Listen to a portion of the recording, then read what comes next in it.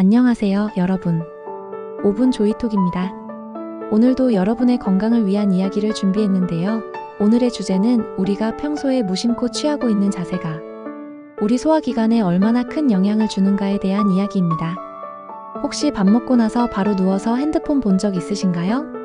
또는 하루 종일 구부정하게 앉아있다가 속이 더부룩하거나 가스가 차는 느낌 혹은 속쓰림을 느껴본 적 있으신가요? 사실 이런 경험들 단순한 우연이 아닙니다. 우리 몸의 소화기관은 겉으로는 장기처럼 보이지만 실제로는 자세에 매우 민감하게 반응하는 구조로 되어 있어요. 특히 위장과 장은 우리가 어떤 자세를 취하느냐에 따라 공간과 압력 상태가 달라지게 되고 이로 인해 기능이 좌우되죠. 예를 들어 구부정한 자세나 거북목, 말린 어깨처럼 상체가 앞으로 쏠리면 이 소화기관들이 실제로 눌리게 됩니다.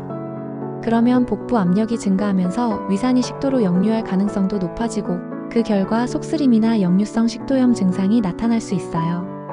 그리고 이런 자세는 대장에도 영향을 줘서 배변 활동이 느려지고 변비가 생기기 쉬운 환경이 만들어지죠.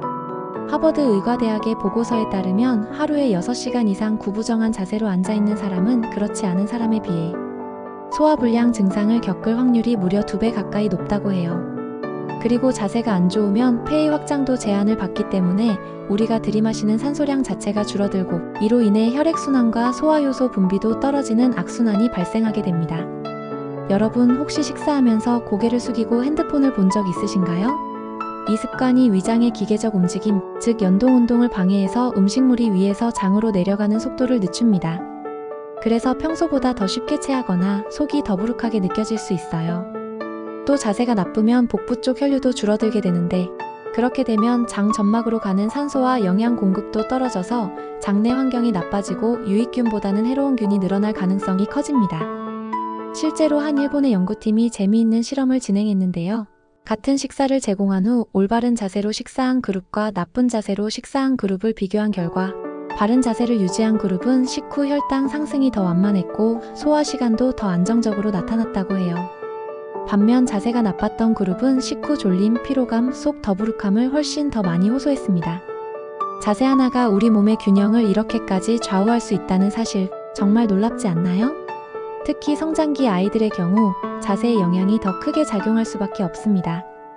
아직 내장기나 근육이 완전히 발달되지 않은 상태에서 장기간 구부정한 자세를 유지하면 장기의 위치나 기능 자체가 장기적으로 영향을 받을 수 있어요.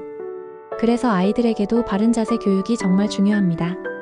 식사할 때는 등을 곧게 펴고 턱을 살짝 당기고 양팔을 테이블 위에 가볍게 올린 상태에서 음식을 먹는 게 가장 좋습니다.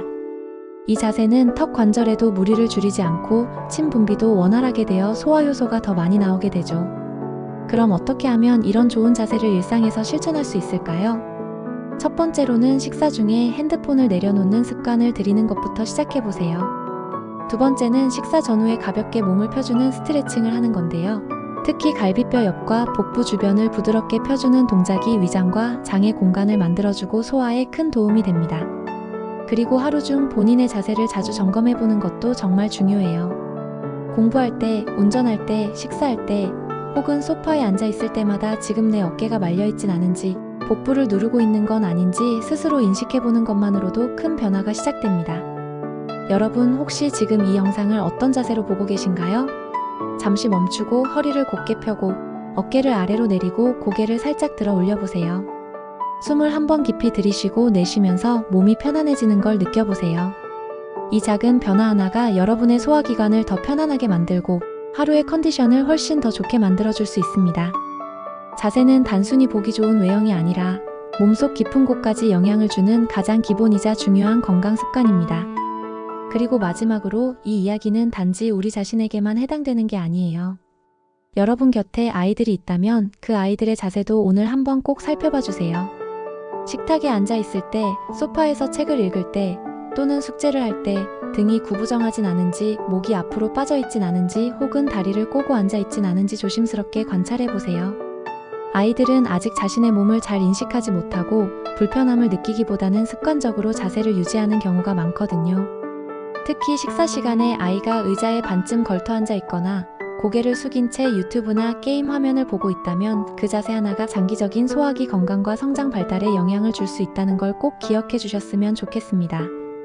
오늘 영상이 여러분뿐 아니라 아이들의 건강한 습관을 만들어가는 작은 계기가 되기를 바랍니다.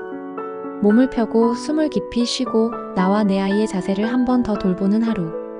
그 시작이 오늘이었으면 좋겠어요. 다음 시간에도 더 유익하고 건강한 이야기로 찾아뵐게요. 이상 5분 조이톡이었습니다. 건강하세요.